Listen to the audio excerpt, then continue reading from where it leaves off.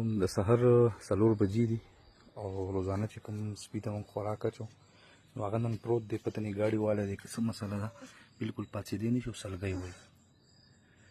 نو دې له خو اول خوراک ورکوو او بیا لږ ګورو چېرې ته څه مسله ده، بلکل خوځېدی نه شي.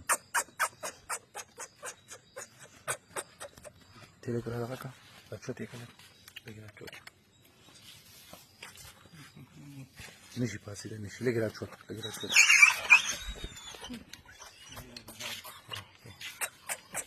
دا خپې بلکل دغه شوي دا ورته واچو، دا ورته واچو، منډه راکړه، دا ورته واچو.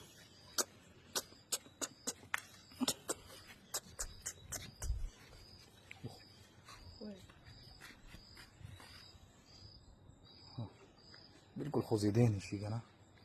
هغه وخوره هغه وخوره، درد کوي، خپې درد کوي.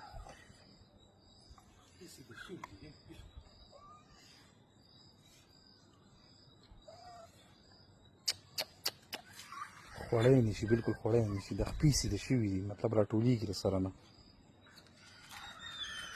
الله څومره تکلیف دی ورته، وږی هم دی که نه. څه چل وکړم ورپسې ټول دې پلیټ کې ونه وکړم.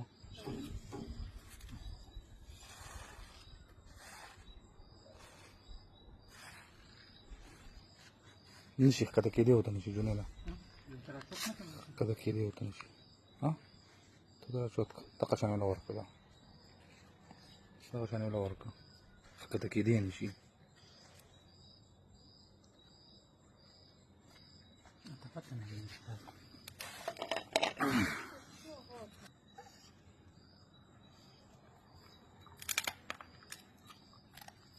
دا هم ورکړه، کوم پیس چې ولوېد دا ولږ راواله، نه شي ښکته کېدی. چې د خپو کې څه مسله دا خو مخکې بېګا یې د یوه خپه وه، اوس یې دواړه څنګه خلک بل. دا به سبا انشاءالله ډاکټر ته مو ښکاره کوو. ښه یو ډاکټر راولو، چل وکړو. ډېر زیات مې به زړه خفه شو که نه، ډېر زیات. دې به ټوله ورځ څه نه خوړلي که نه، ښکته کېدی نه شي. نو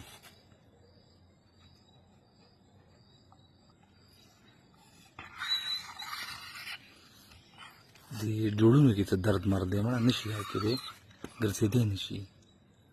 په دغلته ورته کېده که دا خوړی شي نو وبه یې خوري، که نه شي دومره خوراک یې خو وکړو که نه.